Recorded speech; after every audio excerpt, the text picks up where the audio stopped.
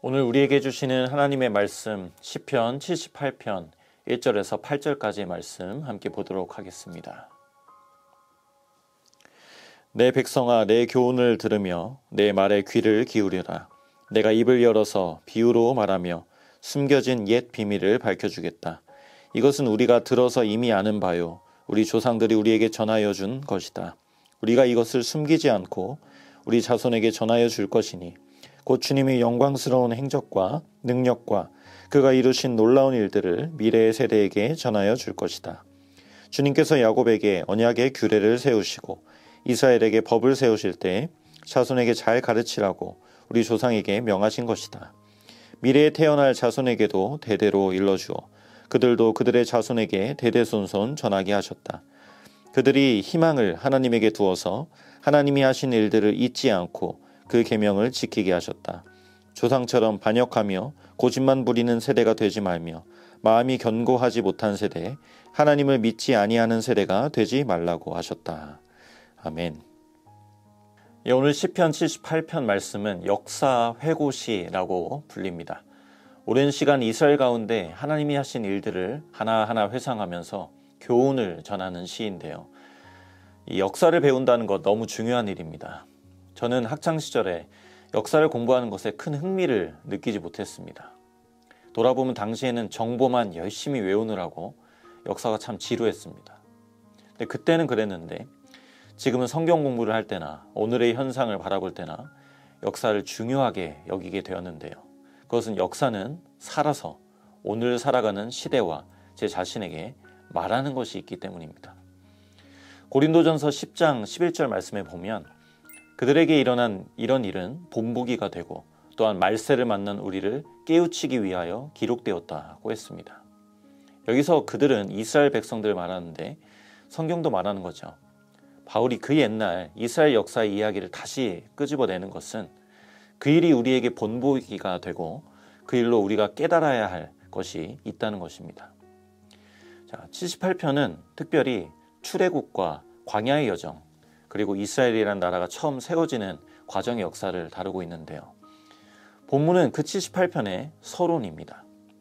이 짧은 말씀 속에서 우리가 기억할 두 가지만 나누고 싶습니다. 첫 번째로 옛 비밀이 밝혀지기를 사모하라는 것입니다.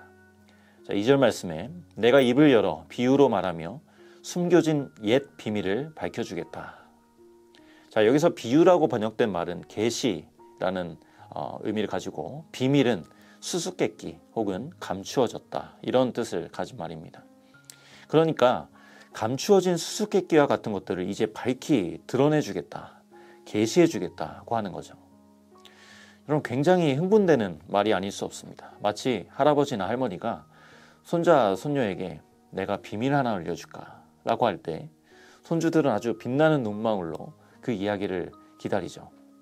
이런 그림처럼 우리는 몰랐던 것을 아는 것을 참 좋아합니다.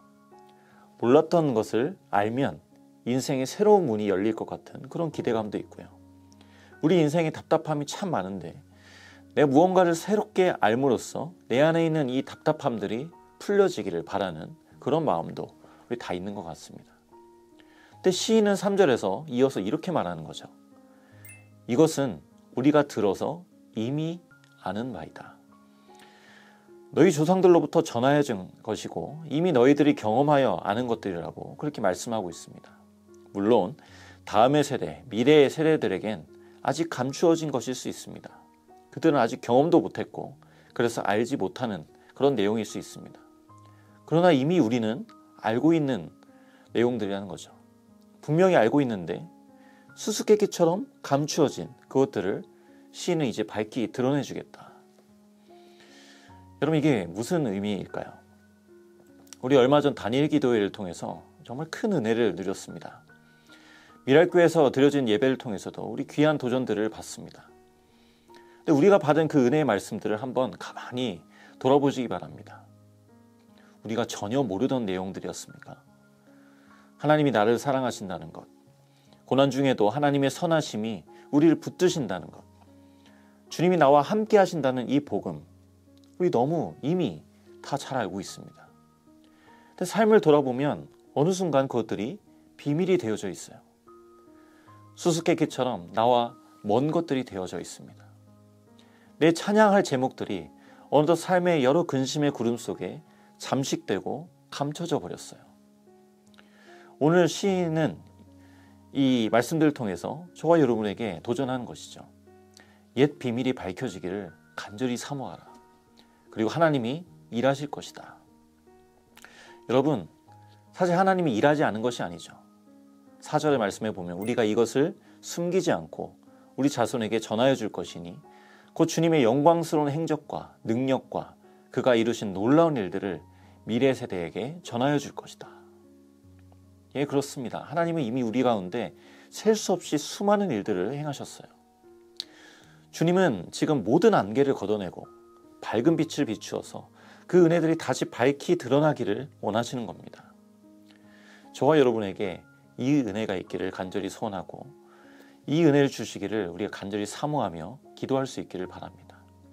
자, 두 번째로 기억하고 믿는 자가 되라고 말씀하십니다. 8절에 보니까 조상처럼 반역하며 고집만 부리는 세대가 되지 말며 마음이 견고하지 못한 세대, 하나님을 믿지 아니하는 그런 세대가 되지 말라고 하셨다.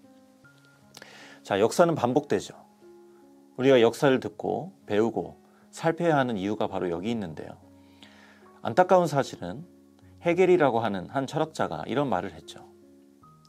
우리가 역사로부터 배우는 것은 우리는 역사로부터 배우지 않는다는 사실이다. 한마디로 우리는 역사를 배우지만 똑같은 실패를 반복한다는 거예요. 왜 같은 잘못을 반복하는 겁니까? 11절 말씀에 보면 그들은 그가 이루신 일들과 그가 보이신 기적들을 잊어버렸다고 하죠. 개역의 정의는 하나님이 보이신 기이한 일을 잊었다고 번역을 합니다. 작은 일이 아닙니다. 기이한 일들을 하나님이 보이셨는데 그것을 백성들이 잊었다고 말해요. 잊을 뿐 아니라 17절은 이렇게 말합니다. 그러나 그들은 계속하여 하나님께 죄를 짓고 가장 높으신 분을 광야에서 거역했다. 여러분, 기억되지 못하면 거역하게 됩니다. 여러분, 우리의 본심은 하나님을 기억하고 싶어요. 반역하고 고집부리는 세대가 되지 말라고 하시고 마음이 견고하지 못한 세대가 되지 말라고 하시는데 우린 그것을 원치 않으면서도 또 반역을 합니다. 고집부리기 싫은데 고집을 부립니다. 마음이 튼튼하고 싶은데 마음이 견고하지를 못합니다. 베드로가 반역하고 싶었을까요? 그러지 않았습니다. 그런데 결정적인 순간에 반역하고 싶었어요. 마음이 견고하다고 스스로 자신만만했는데 마음이 견고하지 않음이 증명되었습니다. 잘 기억하고 싶지만 우리는 다른 기억들로 인해 쉬이 하나님께 대한 기억들을 잊어갑니다. 자, 그렇다면 우리는 어떻게 하나님을 튼튼히 기억할 수 있을까요? 어떻게 믿음 없는 자가 되기보다 믿는 자가 될 수 있을까요?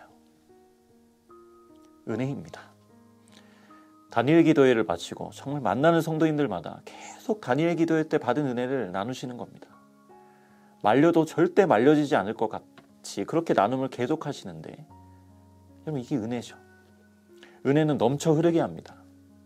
기억하려고 몸부림치지 않아도 기억되게 하시는 것이죠. 중요한 것은 이 기억이 좋았던 추억이 아니라 은혜의 기억이 되기 위해서는 내가 받은 은혜의 감동 속에서 하나님이 어떠한 분이신가를 묵상해야 됩니다. 오늘 주일 예배 가운데 내게 주신 이런 감동과 이런 만지심이 있었다면 집에 돌아와 잠잠히 하나님 앞에서 그 은혜를 돌아보며 하나님이 내게 행하신 일이 무엇이었는가? 하나님이 내게 말씀하신 그것이 무엇이었나를 묵상하고 내 안에 심는 시간을 갖는 것이죠. 정확히 말하면 심어지는 시간을 갖는 것입니다.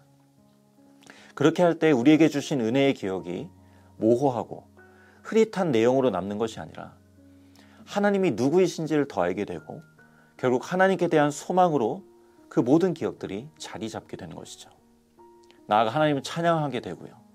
하나님께 기도함으로 하나님께 대한 튼튼한 믿음으로 더 뿌리 내리게 되는 것입니다. 7절이 바로 그 말씀이죠. 그들이 결국 희망을 하나님께 두어서 하나님이 하신 일들을 잊지 않고 그 계명을 지키게 하셨다. 여러분, 하나님의 일하심을 기록한 게, 또 하나님의 일하심의 모든 시간들이 히스토리입니다. 그분의 이야기.